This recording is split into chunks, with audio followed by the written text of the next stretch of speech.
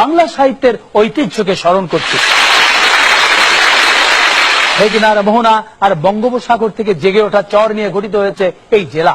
কথিত আছে এই জনপদে প্রায় 3000 বছর পূর্বে জনবসতি গড়ে উঠেছিল। ঝড় ঝঞ্ঝা জলোচ্ছ্বাস মোকাবেলা করা সাহসী মানুষের জেলা এই নোয়াখালী।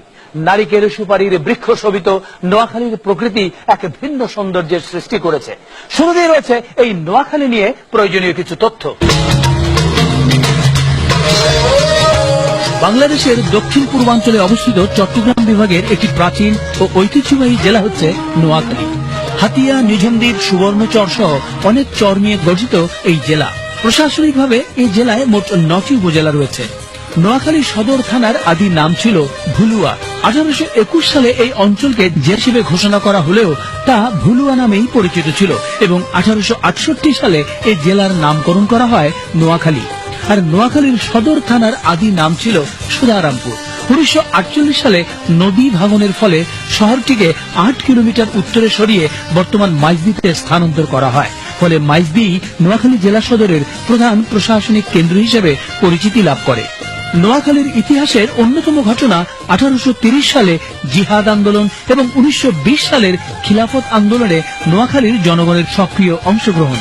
1946 সালে মহাত্মা গান্ধী শান্তি মিশনে নোয়াখালীর বেগমগঞ্জে আসেন। বেগমগঞ্জের জয়াগ নামক স্থানে গান্ধীজির নামে গড়ে ওঠে গান্ধী আশ্রম। এটি একটি ঐতিহাসিক এবং জনকল্যাণমূলক প্রতিষ্ঠান হিসেবে খ্যাতি লাভ করেছে। মহান মুক্তিযুদ্ধে বিশেষ অবদানের জন্য এই অঞ্চলের 40 জন যোদ্ধা পেয়েছেন বিশেষ রাষ্ট্রীয় খেতাব।